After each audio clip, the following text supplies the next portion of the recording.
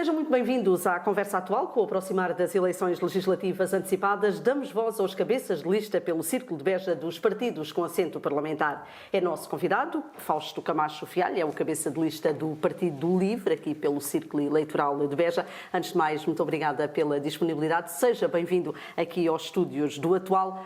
Há um ano atrás, Fausto apresentou-se também como cabeça de lista neste círculo eleitoral. Passado um ano, com eleições antecipadas, era a candidatura óbvia? Bom, antes de mais, obrigado uma vez mais por me receberem aqui. É sempre uma honra vir cá.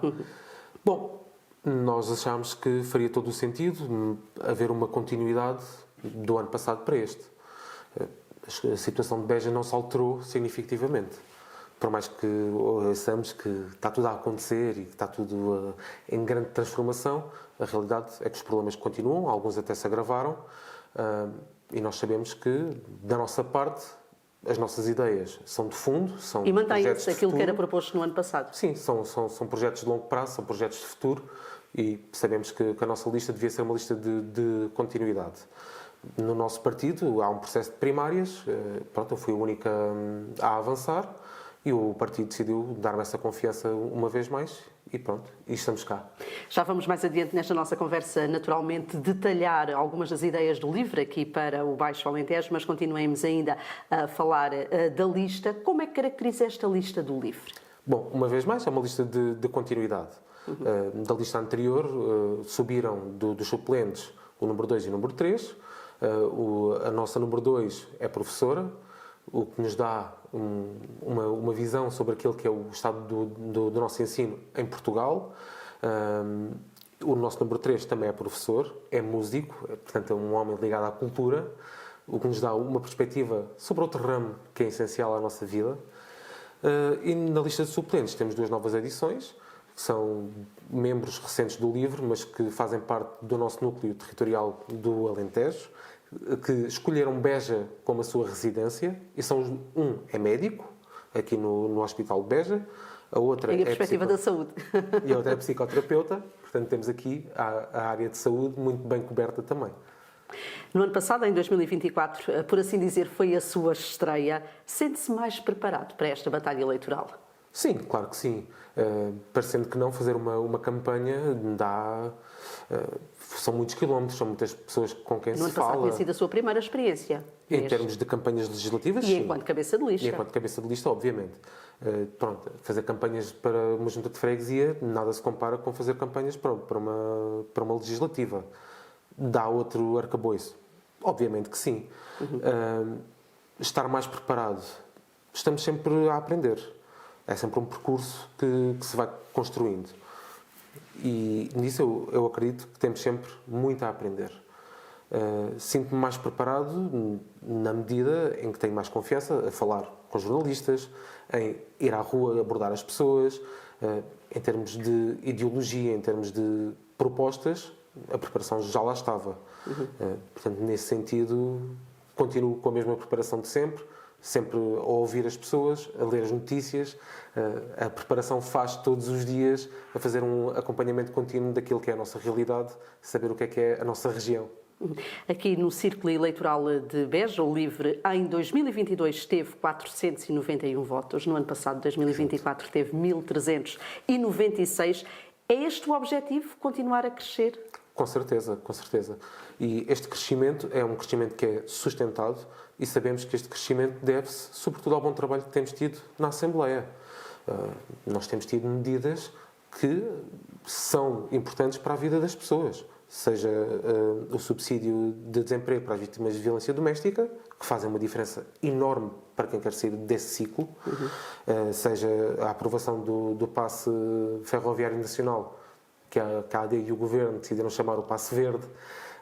Pronto, são nomes, mas a ideia está lá, seja a proposta de 3C, de Casa, Conforto e Clima. Portanto, isto são medidas que as pessoas reconhecem e que sabem que têm impacto nas suas vidas. E, além do mais, nós temos uma postura séria, honesta, transparente e que não entramos em gritarias e em grandes trismos à procura de ter um minuto de fama. Nós queremos melhorar a vida das pessoas. E as pessoas reconhecem essa seriedade. Isso é alguma crítica dirigida a algum partido em especial? sobretudo à extrema-direita, mas isso é honesto e frontal, nunca tive problemas em dizer isso. E onde é que o LIVRE aqui na região pensa em buscar votos nestas eleições legislativas para eventualmente continuar com este crescimento? Aos indecisos? Aos indecisos e aos descontentes com aquilo que têm sido os partidos tradicionais. Nós sabemos, nós oferecemos uma Mas será alternativa... sempre a área da esquerda ou não? A área da esquerda, centro-esquerda, aos ecologistas. Essa é a nossa grande esfera política. Há indecisos e há pessoas que votaram à direita, não por uma questão ideológica, mas por uma questão de descontentamento. Essas pessoas, se tiverem uma alternativa que seja credível, uma alternativa que lhes apresente... Nós temos aqui um projeto futuro, a longo prazo, que é baseada em 2 ou 3 pilares que sabemos que são as apostas necessárias e que é apresentado com seriedade, com confiança. As pessoas podem pensar, se calhar temos aqui uma alternativa em que podemos confiar. E acho que esse tem sido o caminho que o LIVRE tem vindo a construir, com um grupo parlamentar agora, que queremos aumentar, que queremos continuar a reforçar, para que as pessoas continuem a saber que há alternativas àquilo que é um sistema político vigente e que aqui no nosso distrito pouco faz. Seja PS, seja PSD, seja como for. E como é que vai ser esta campanha? Nestas legislativas aqui a nível do distrito de Beja, o que é que os candidatos vão fazer? Qual vai ser a principal aposta? Contacto direto com as pessoas? O que é que têm pensado? Sobretudo, campanha de rua. Nós acreditamos que o essencial não é os políticos estarem numa redoma. Nós temos que sair, temos que ir à rua, temos que falar com as pessoas, saber quais é que são os problemas e comunicar quais é que são as nossas propostas. Essa é uma parte essencial. Depois temos uma grande aposta também numa componente digital. Fazer uma comunicação através das redes sociais para ter um alcance naquilo que é um território extremamente disperso. Há uma aposta clara aqui em fazer passar aquilo que são os nossos pilares e aí um caso claro é a ferrovia e saúde com alguma alegria e alguma alegria, digamos assim, ver que há outros partidos que agora realmente estão preocupados com a ferrovia, com aquilo que foi uma ideia que o LIVRE trouxe há um ano. Fazer uma ligação entre a Funcheira e Beja parecia há um ano uma coisa muito complicada e agora parece que realmente há vontade política para que isso aconteça brevemente. Nós queremos fazer, por exemplo, uma iniciativa de campanha, ir de Beja à Casa Branca e mostrar que realmente é muito complicado ir numa automotora e estar à espera que aquilo seja eletrificado, por mais que as promessas estejam feitas e que a obra vá começando e vá parando. Bom, vamos lá ver quando é que acaba. E se fizerem como fizeram com a linha da Beira Alta, em que teve parado há 3 anos, bom, se calhar há outras estratégias. Isso pode acontecer, teme o LIVRE que isso possa acontecer com Sim, esta obra que está anunciada, a eletrificação da linha entre Beja e Casa Branca? Tememos que isso aconteça. Sabemos que é uma realidade, porque já aconteceu noutras zonas. Mas também sabemos que há alternativas. Por exemplo, a linha de Cascais, quando foi agora intervencionada, ainda está a ser, e o que fazem é uma obra faseada com alternância de passagem de comboios e obras, e não é necessário fechar a linha. Portanto, mas para o LIVRE é inconcebível fechar a linha durante as obras? Bom, se o nosso serviço já é muito pouco, se fecharem a linha passa a ser nenhum. Portanto, mas haverá alternativa a nível, por exemplo, rodoviário, enquanto decorrerem as obras ou não? Se houver essa aposta, se realmente arranjarem alternativas e que não façam as pessoas pagar mais, vamos ver quais é que são as soluções oferecidas. Então entramos aqui já na nossa segunda parte da conversa, propostas e preocupações do LIVRE aqui para o distrito de Beja. Acaba de falar nesta questão da ferrovia. Vamos ainda continuar a falar da ferrovia. Que opinião é que tem sobre a ligação ao aeroporto de Beja? Nós continuamos a defender que o aeroporto de Beja tem que ser valorizado. E aí a extensão... E uma ligação direta, um ramal ao aeroporto é o ideal? O ramal ao aeroporto é o ideal. E fazer um investimento no aeroporto que o expanda, com arcas frigoríficas, que permita a aterragem de aviões de passageiros, de transporte de mercadorias, é essencial. Mas qual será sempre a principal vertente deste aeroporto, do ponto de vista do LIVRE? Manutenção, transporte de passageiros, transporte de mercadorias, qual será? É a vertente que for mais viável. E aí os estudos têm que ser feitos. Porque nem sequer a vontade de fazer estudos existe. Ora, a partir do momento em que temos um aeroporto que está pago, que está feito, que há a possibilidade de expandir, que há a possibilidade de fazer chegar uma linha férrea que permite ligar a uma rede férrea maior e mais tarde com o TGV para levar para Espanha. Tem que se fazer um estudo de viabilidade económica para ver qual é que deve ser realmente a vertente mais viável. Mas sabemos que as companhias low cost podem vir aqui aterrar, com uma ligação férrea boa, podem levar os passageiros para Lisboa, mas também com uma ligação à Funcheira podem levar para o Algarve. E sabemos que o aeroporto do Algarve também está a chegar ao limite. Do ponto de vista de mercadorias, com investimento em grandes arcas frigoríficas e em grandes armazéns, é possível também ser uma hipótese viável para o aeroporto de Beja. A parte da manutenção já agora existe. temos aí o anúncio da construção do segundo hangar por parte da Mesa. Exato. Portanto, já existe e deve continuar a ser investido.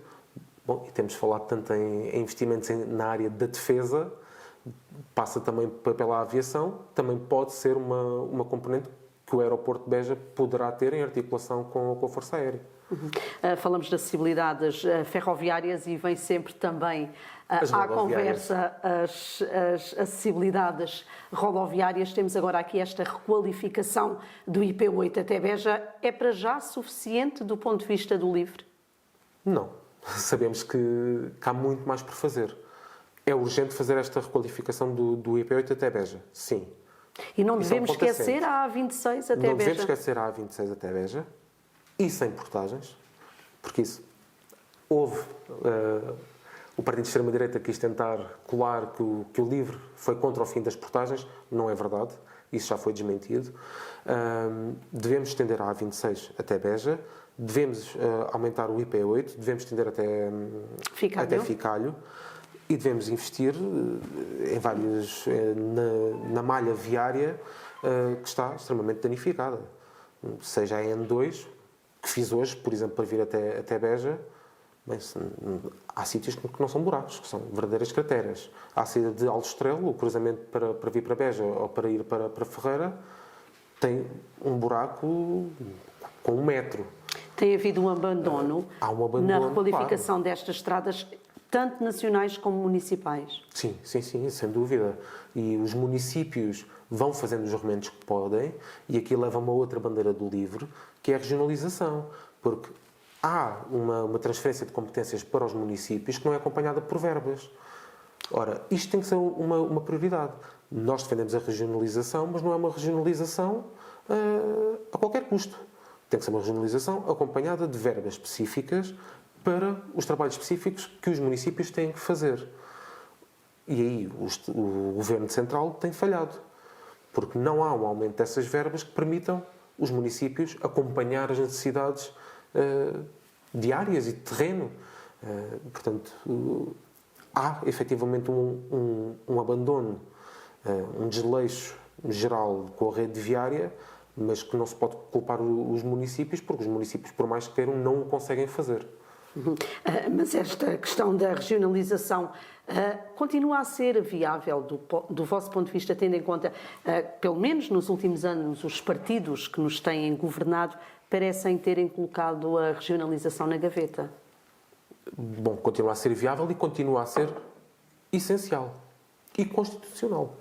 É um trabalho que tem que ser levado a cabo, tem que ser uma prioridade. Mas não parece fazer parte da agenda dos partidos que têm estado no governo? Não. Bom, mas por isso é que lhe pergunto. Eu estive a ouvir a entrevista do ex-deputado Pedro do Carmo, e em que ele fala que Beja ficou a 800 eleitores de perder o segundo deputado. Bom, se tivéssemos uma regionalização a sério, poderíamos ter mais incentivos para trazer para cá pessoas que se fixem cá e aumentar o número de eleitores cá. Concordo que, realmente, se juntarmos aqui os concelhos do Alentejo Litoral, acima de Odmira, Santiago, Odmira, Santiago do Cacém, Sines e Alcácer poderão realmente combater essa perda de massa de eleitores. Mas também não se pode esquecer do Círculo Nacional de Compensação, porque isso realmente é o que faz a diferença naquilo que é a perda de votos. Isso seria a solução do ponto de vista do LIVRE? Seria a principal solução, acompanhada com uma revisão da lei eleitoral que é necessária e que temos visto que tem criado cada vez mais desigualdades entre o norte e o sul, entre o interior e o litoral. E do ponto de vista da saúde? Mais uma vez, parece que já está orçamentada em orçamento a requalificação do Hospital de Beja. Vamos ver quando é que avança. Vamos ver em que fases e em que modelos. É necessário que avance depressa. É um hospital que está com muitas carências em termos de infraestruturas, mas a saúde não vive só de hospitais bonitos e de hospitais com os materiais necessários. É preciso ter médicos, é preciso ter enfermeiros, é preciso ter auxiliares. E, neste sentido, tem havido um desinvestimento no Serviço Nacional de Saúde que não permite a fixação daquilo que são os seus quadros. E ainda menos em hospitais de interior. E temos visto que temos carência de médicos em várias valências. Cardiologia é uma delas. Oftalmologia, também há cada vez menos médicos oftalmológicos. O que é preciso fazer? Preciso criar incentivos que tragam para cá médicos, que tragam para cá. Mas já existem alguns incentivos, provavelmente não serão suficientes. Não são suficientes. Porque se fossem os médicos, ficavam cá e não iam para o privado. E isso aí leva-nos a outros assuntos. O orçamento do Estado para a saúde, grande parte, vai para privados também. E isto cria uma desigualdade naquilo que é o investimento no Serviço Nacional de Saúde. Sei que é uma componente mais ideológica, de como é que se pode fazer ou não articulação com a saúde privada, com a saúde pública, com a saúde social. Mas se realmente há uma falta de investimento no Serviço Nacional de Saúde, se há uma iniciativa privada, deve ser o Estado a financiar essa iniciativa privada.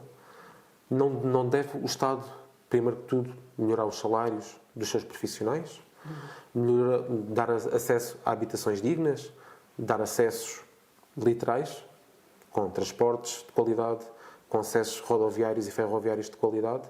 Nós achamos que isso é o que faz a diferença.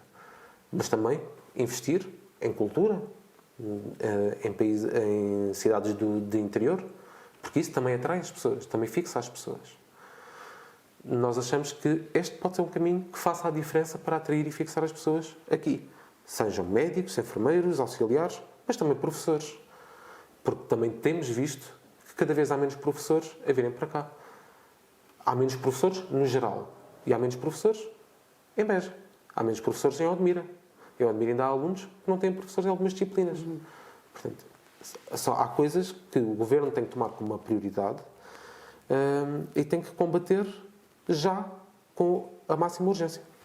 O que é que a região ficava a ganhar com um deputado eleito por Beja? Um deputado do LIVRE? Bom, tenho referido aqui que os grandes partidos têm vindo tirar algumas ideias ao LIVRE. Nada melhor do que ter um deputado do LIVRE a defender as suas próprias ideias e a fazer essa diferença e a ser a alternativa séria e credível que temos mostrado que somos. Acho que essa tem sido a mais-valia do LIVRE, é dar novas ideias, novas alternativas, com uma perspectiva de futuro a longo prazo, com uma alteração daquilo que é o paradigma político, uma nova esquerda, se quiser, com ideias de proteção do ambiente, de economia sustentável, uma economia baseada no conhecimento, que permite dar uma nova esperança às pessoas. E nisso aí, ter um deputado do LIVRE eleito por Beja é sempre uma mais-valia. Mas reconheço que é um objetivo muito ambicioso. É um objetivo muito ambicioso. Mas sabemos que as pessoas têm esse poder. E um voto faz a diferença. Todos os votos fazem a diferença. Se as pessoas tiverem essa vontade de mudar, as pessoas têm uma alternativa onde votar. Vamos agora ao seu compromisso com a região e mesmo para finalizarmos esta nossa conversa, Fausto Camacho Fialho, que compromisso é que assume com os eleitores aqui de Beja? O meu compromisso continua a ser o mesmo de sempre. Ouvir as pessoas, encontrar alternativas e soluções para os seus problemas e levá-los o mais longe possível. Mesmo não sendo eleito, continuei sempre a falar com os nossos deputados, com o Rui Tavares, com a Isabel Mendes Lopes, com o Paulo Moares, com todos, para tentar que os nossos problemas sejam resolvidos, que sejam ouvidos e que tenham resoluções sérias e credíveis. Esse é o meu maior compromisso com os eleitores. Ser uma voz dos baixos alentejanos no nosso país e que sejamos levados a sério, com responsabilidade, com seriedade. Fausto Camacho Fialho, cabeça de lista do Partido Livre pelo Círculo de Beja nestas eleições legislativas do dia 18 de maio. Mais uma vez, muito obrigada pela disponibilidade. A Conversa Atual está de regresso já na próxima quinta-feira, naturalmente com outro convidado.